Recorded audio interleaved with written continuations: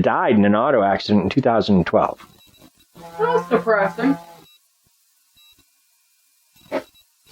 So I don't have an explanation for that story at all, but it's just creepy to me. So I thought it was a good story. Now, this one's a little bit longer. I've got a friend, a fellow stand-up comic named Steve. Now, I'm not going to name Steve's last name because Steve is a dirty comic and we're a family show. So we're just going to call Steve Steve. Okay, Steve and Steve. Got it. And Steve is out of Texas. He was doing a show in Sioux Falls, South Dakota. And he wound up having car trouble. His car broke down on 35, and he was still several miles from Sioux Falls. He couldn't get cell phone service because South Dakota is a bad place for cell phones. Uh-huh. So he decided to walk, hoping he could catch a ride. Well, weather in Sioux Falls and in South Dakota in general can be unpredictable, and eventually a day that it had become quite warm quickly grew dark and snowy. So Steve was not happy. Yeah. Pretty soon, he couldn't see his hand in front of his face. That's how snowy it was when a large semi pulled up. Oh, dear.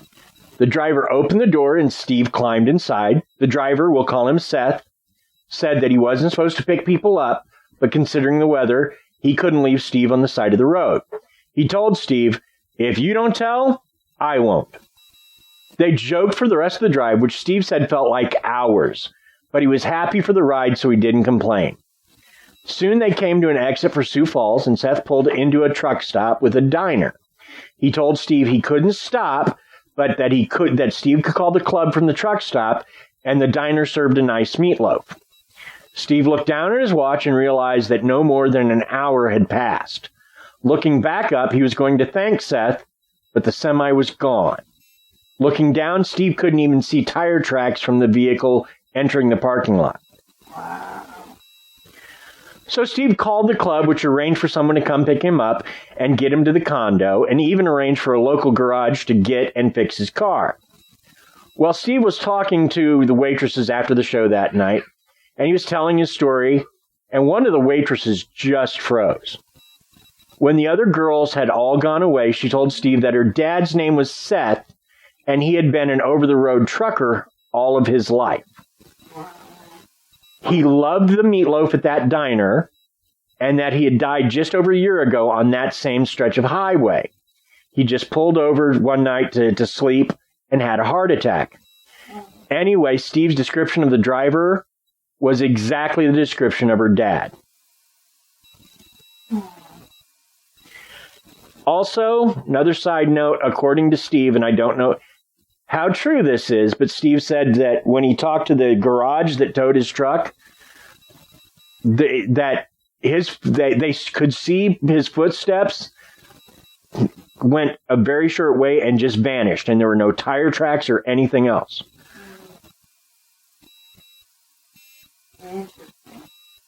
So, yeah, that's my story about Steve. Again, now Steve's a bit of a drunk, but I don't know that he would lie. He seemed pretty shaken up by it. But like Reddit, take it with a grain of salt. Sure. Well,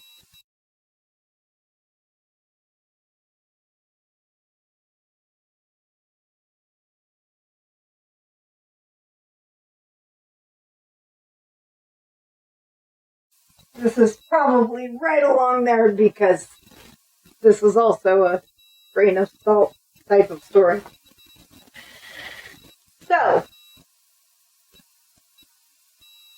many years ago, I've just, it's been about 25 years ago now, actually.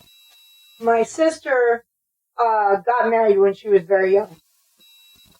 And when she got married, they moved into a little apartment that was made out of a carriage house. That was originally the property, and the buildings were built back in the 1870s.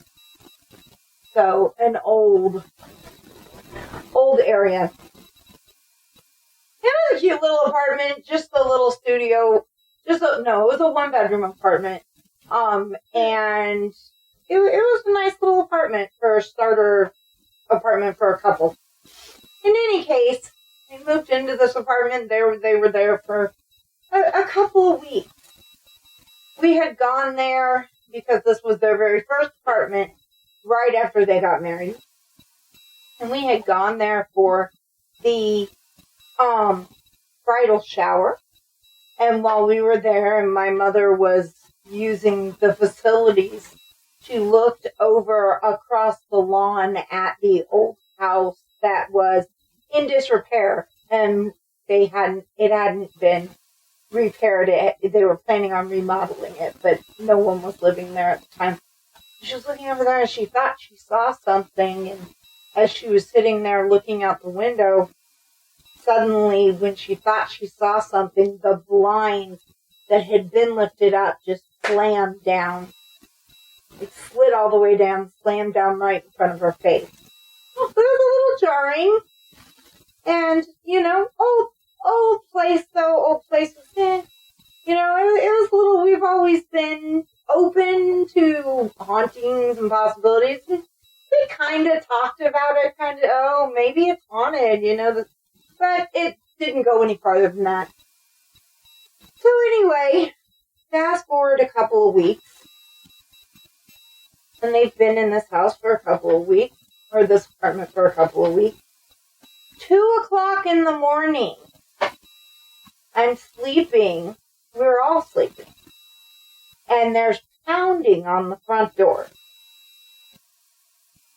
Well, go and open the door, and there is my sister and her husband standing on the doorstep in their clothes, in their sleep clothes, no shoes on, hair a mess, white as sheets, just there. And just shaking. Well, we brought him in and we got him set up on a hide-a-bed and we all went back to bed because it was the middle of the night. The next day at breakfast, my sister explained to us that they were sleeping in their bed and they woke up and there was a female figure standing at the end of the bed pointing at her husband with an evil, angry look on its face. And the look on its face was enough. They both just grabbed whatever they could and just immediately left. Shut the door behind them and left the apartment and just came to us to get as far away from there as they could. And they were just dead set. They were not going back to that house. They were not going to sleep in that apartment. One more night, they were done. It scared them that bad that they didn't care if they left everything there. So my mom said, okay, fine, we'll go and we'll pack up your stuff. They had only been there a few weeks and, you guys can drop your lease or whatever and just, that's fine.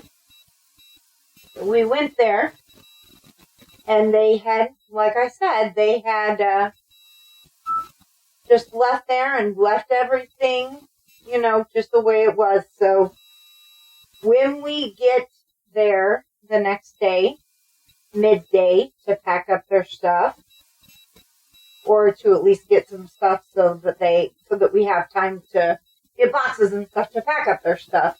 When we walk in, my sister unlocks and goes into the apartment, and we go into the apartment. The broom that had been over in the corner was laying in the middle of their huge open living room. Just like it had been laid out diagonally right across the floor.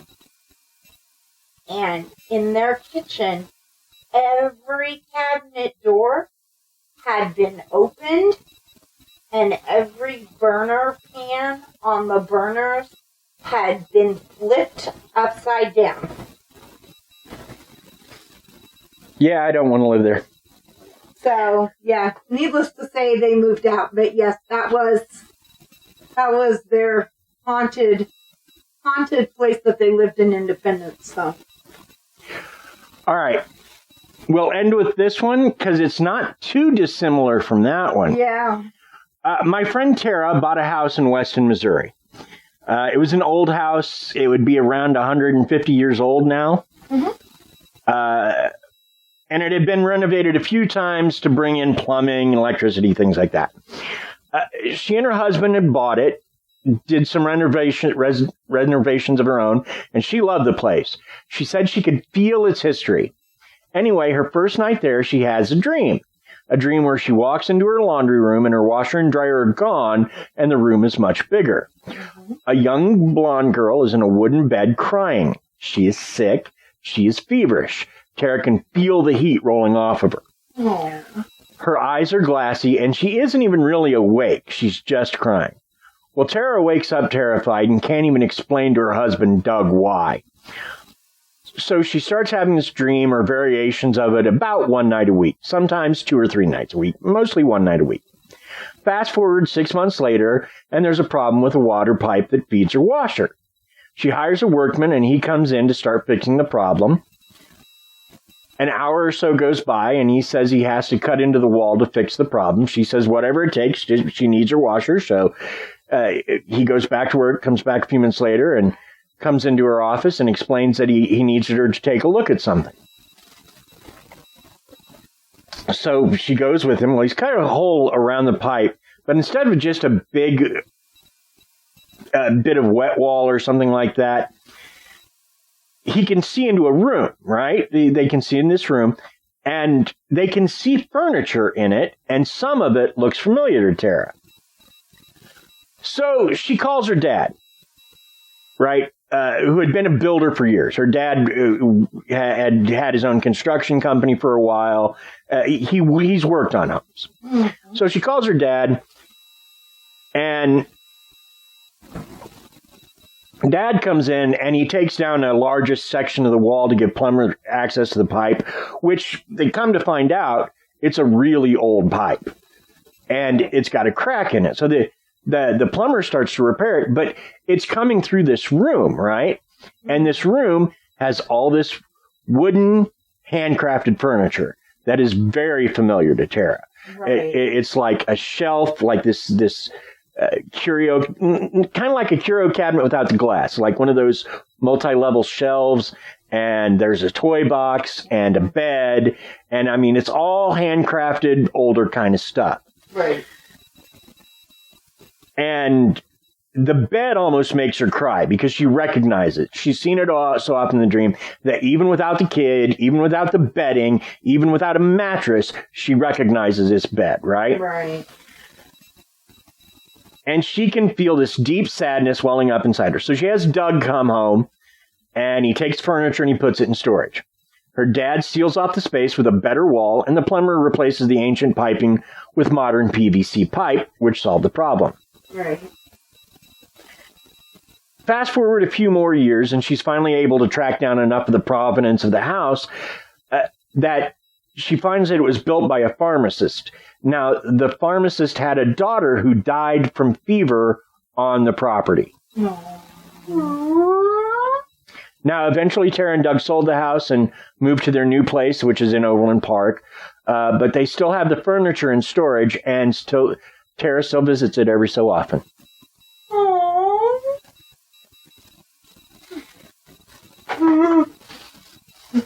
All the feels. So, that is Tara and Doug's story. Are we supposed to guess which one isn't real? No, you don't have to. I think it's fairly obvious which one isn't real, but... Yeah, it's the one about the little kid whose hair turned white. Yeah. Yeah, it's a variation of an older story that I quite like. Yeah. Yep. Forensic. What?